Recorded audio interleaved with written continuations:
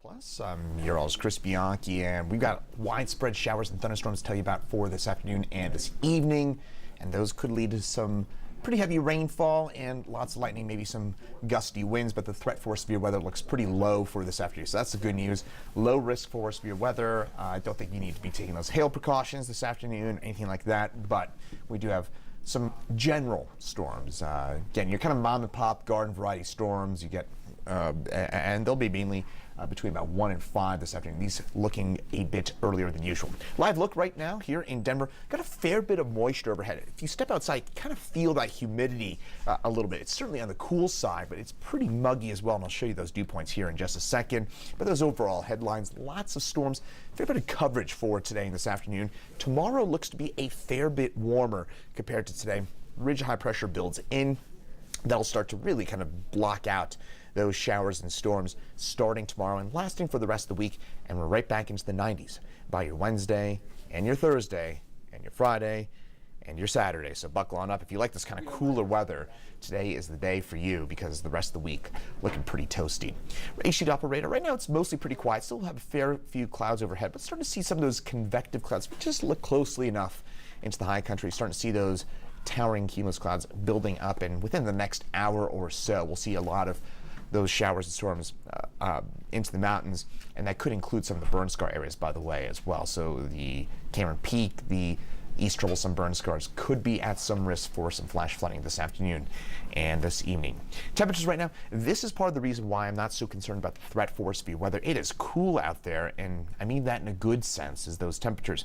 Mostly in the mid-70s for us here in Denver. I can tell you firsthand, it was delightful outside this morning for a morning jog. Leadville at 10,000 feet, 59 degrees. So again, wouldn't quite call it a taste of fall, but certainly feeling a little bit less summer-like compared to last week. So certainly the cool side right now, and it is muggy. Again, you can probably feel the humidity in the air right now at 58-degree dew point in Denver. That's a fair bit of moisture in the atmosphere.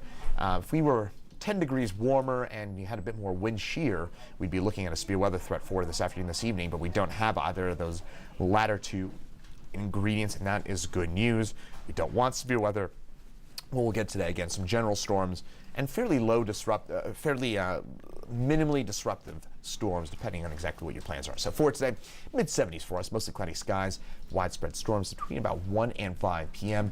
and those winds on the light side as well. Those temperatures, and these running about 10 degrees below our seasonal average, which is in the mid to upper 80s. We're going to be about 76 in Denver. A few spots in the southeast plains in the mid to upper 80s, but out there their average high temperature this time of year in the mid to upper 90s. So again, we're generally running about 10 degrees below average, but if you look at Grand Junction, 94 for today, that is a sign of what's to come. That's that warmer air off to our west that will be pulling in from west to east as we head over the next few hours. So for today, shower storms again fairly widespread. I'm going to slow this down for you. So come around maybe 1, 2 o'clock, we'll see those first shower storms starting into the foothills, and then by about 2, 3 o'clock, they'll be moving their way into the metro area.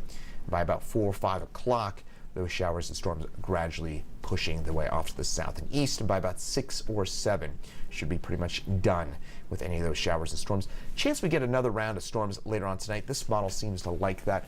I'm a little skeptical of that just because of how cool it is out there today. We need, yesterday we got up to about 90 degrees here in Denver, and when you get that warmer air, it can hold more moisture. Today's highs only in the mid-70s. That could keep things a bit in check in terms of those showers and storms. For tonight, I think most of us stay dry. Again, we'll leave in a small chance for a shower or storm, 10-20%, but there is a chance for a storm after dark tonight, but most of us probably stay dry.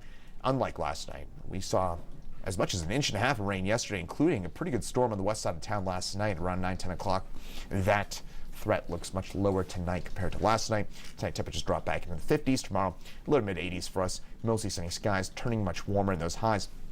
Getting closer to what we expect for this time of year. 60s and 70s in the high country, 70s and 80s on the eastern plains. Notice that Grand Junction, 96. Again, that air mass is what moves its way into our direction starting tomorrow, but really in earnest for your Wednesday. Tomorrow, not a drop of rain statewide. In fact, hard to find a cloud statewide for tomorrow. Thanks to this big ridge of high pressure moves on in. This is going to be our dominating weather feature for the rest of the week. This means warmer, drier air. By the end of the week, we'll start to see some monsoonal moisture creep back in, but for the most part, it is just a dry, warm week ahead for us after today. And notice those rainfall amounts. Pretty much everything you're looking at here on your screen comes in the next 12 to 18 hours. Then we're done with the rain for several days. In fact, it's probably not until Friday that we even see isolated storms back into the picture. And then by this weekend, we have some isolated storms around.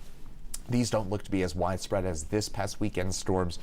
These are going to be just some hit or miss afternoon monsoonal showers and storms. That's the way it looks right now. Temperatures mostly in the 80s and in the 90s. So overall, those top line takeaways, again, expect very high coverage in storms for today. So I would say there's about a 70 or 80% chance that you see a storm for today, but that threat for severe weather, for flash flooding, it looks very low. So that is the good news.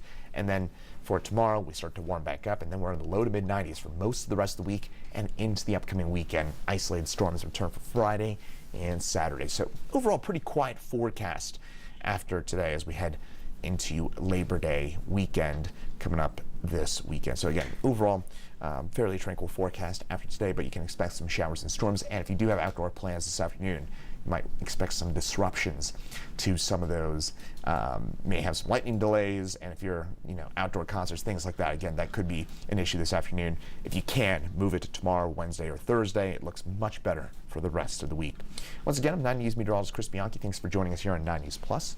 Meteorologist Greg Perez getting ready for 9 News at noon. He'll have an update for you at 2 p.m. here on 9 News Plus as well. Then we'll have Chief Meteorologist Kathy Saban in at 4 and 5, and Meteorologist Danielle Grant in at 6, 9, and 10 tonight on the 9 News family of networks. Once again, I'm 9 News meteorologist Chris Bianchi. Thanks for joining us here on 9 News Plus. Have a great rest of your Monday.